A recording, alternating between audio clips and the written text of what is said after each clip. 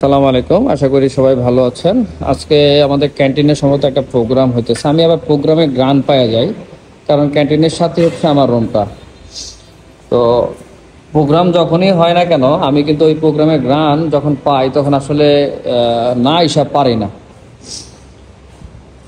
আর এই ক্যান্টিনের সবচেয়ে বড় একটা গুণ হচ্ছে, এই ক্যান্টিন লোক দিয়ে কোনো কিছু করে না, তারা নিজেরাই করে।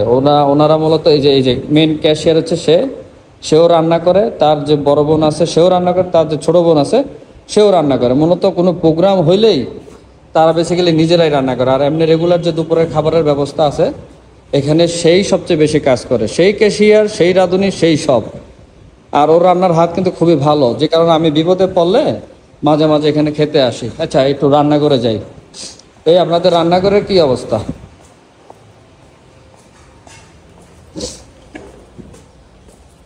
বাহ, ধরা যাইব। ও, এটা সালাদ আইটেম। আচ্ছা,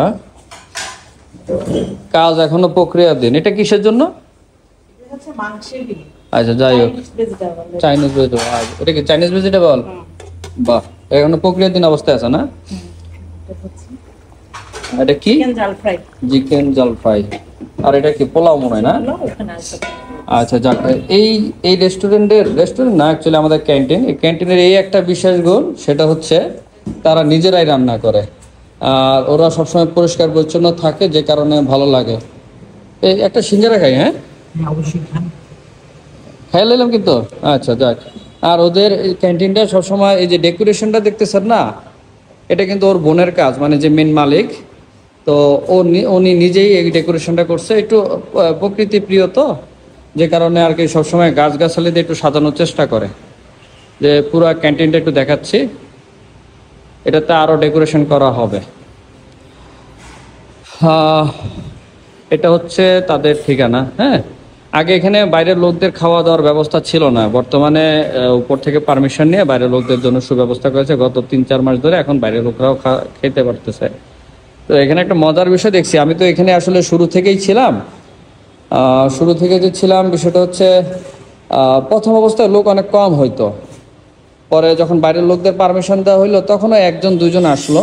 পরে ওই 1-2 জন দেখা গেছে আরো অনেক লোক নিয়ে আসছে। তা এই যে অনেক লোক যে নিয়ে আসছে, সেটার বিশেষ কারণ হচ্ছে, একবার যে খাবে এখানে এখানে সে দ্বিতীয়বার অবশ্যই আসবে। কারণ এখানে খাবার যেমন ভালো, পরিবেশ তেমন ভালো, আর ব্যবহার তো ডেফিনেটলি ভালো। আর আমি আবার ভালো জিনিসের রিভিউ করতে খুব পছন্দ করি। তা আজকের জন্য ভিডিওটা এখানেই রাখছি। আর যারা ব্রাহ্মণবাড়িয়াতে আছেন সদরে, তারা চাইলে এই যে সমাজসেবা কমপ্লেক্সের নিচতলায় এখানে আসতে পারেন। এখানে শুধু দুপুর আর সকালে নাস্তার ব্যবস্থা আছে, আর দুপুরে খাবারের ব্যবস্থা আছে। যে কোনো ধরনের খাবারই পাবেন। তবে আমি গ্যারান্টি দিলাম, বাইরের যে হোটেলগুলো আছে ওইখানে যে খাবার আর এখানের যে খাবার, দামের দিক দিয়ে এবং মানের দিক দিয়ে দুইটাই ভালো পাবেন। আমার এই ভিডিওটা শুধুমাত্র ব্রাহ্মণবাড়িয়া সদরের জন্য।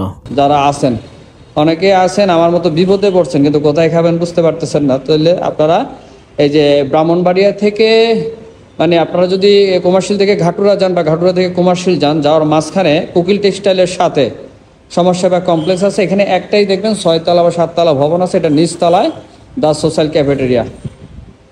ঠিকানাটা দিয়ে দিলাম, কারণ আমার মতো হতভাগা অনেকেই থাকতে পারেন যারা বিপদে পড়ে গেছেন, ফ্যামিলি বাড়িতে চলে গেছে, বা দুপুরে রাগ করে রান্না হয় নাই, অনেক ঘটনা ঘটতে পারে না, সেই উপলক্ষে বললাম আর কি।